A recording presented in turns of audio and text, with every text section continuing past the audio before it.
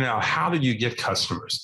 What's interesting about today's world and being an entrepreneur and starting a business, in my opinion, this is the best time in the history of the United States to become an entrepreneur and start a small business. And it's been driven because of the changes. Back when I wrote this book and so forth, everything was brick and mortar retail. That's the way life was.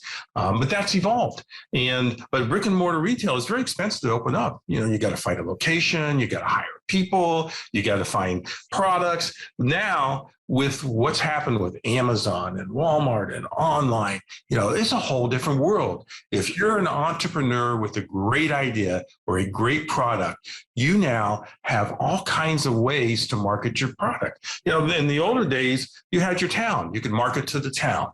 That's how it was. But today you have the world. So if your product or your item that you come up with, there's only 10 people in your town that like it. In the old days, you couldn't sell it. But all you need is 10 people in every town to like it. And all of a sudden, you've got a great business. So I would encourage, if any of your listeners are now thinking about opening a business or don't want to take that step, do it. This is the time.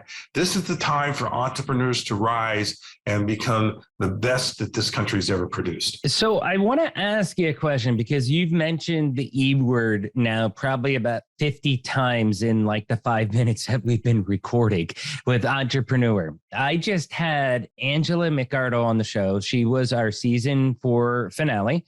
She's actually the chair of the Libertarian Party, and she's big into mom and pop businesses and entrepreneurship and all of that stuff.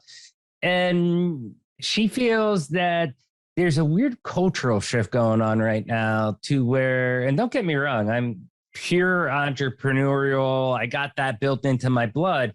But a lot of the younger generation, it's kind of like that's a yucky word for them. Do you see that at all? Do you relate with that? What's your feeling on that? Like, they want to stay away from it.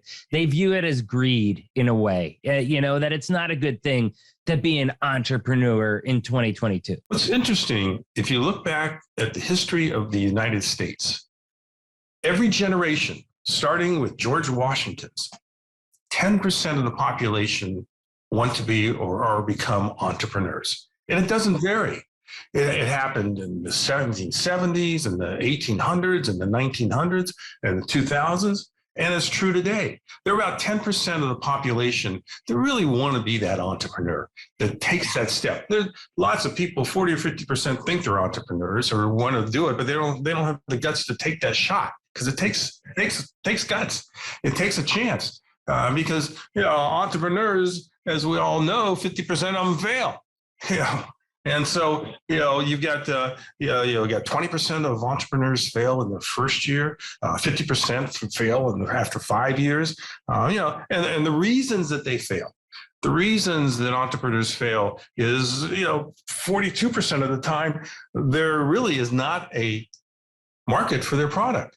We all come up with these great ideas. We think we got the greatest thing since sliced bread, and we think there's a market for our product. But, most entrepreneurs fail because it's a personal market. When you're a buyer, and I learned that when I was in corporate America, you don't buy for yourself, you buy for your customers. And so many of us lose touch that, entrepreneurs, our idea is the greatest thing and everybody's going to want it. 29% fail because they don't have enough capital.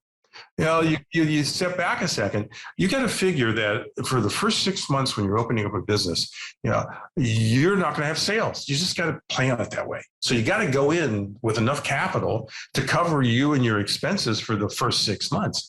So, but 29% of small businesses fail because they don't have enough capital, and 23% fail. Can I just chime in one thing on that last point there? Sure. Even existing businesses, okay, we're technically a small business with my day job at Vision 33. And, we launched a new brand. We specialize with SAP Business One as our bread and butter for, probably 20 years, became #1 globally. And we ended up launching a second division with Sage Intacct. And that was a much longer, harder road, it really, I mean, you look at 6 months, it took us probably closer to 13, 14 months worth of time and investment to actually get it right and get the sales machine turning and dedicated. And now we're doing pretty decent. But, even with an established business that has an established, hey, this is how you sell, this is how you market, like we have all those machines churning, by adding a second product line, it took us, well over a year to be able to really get that engine turning.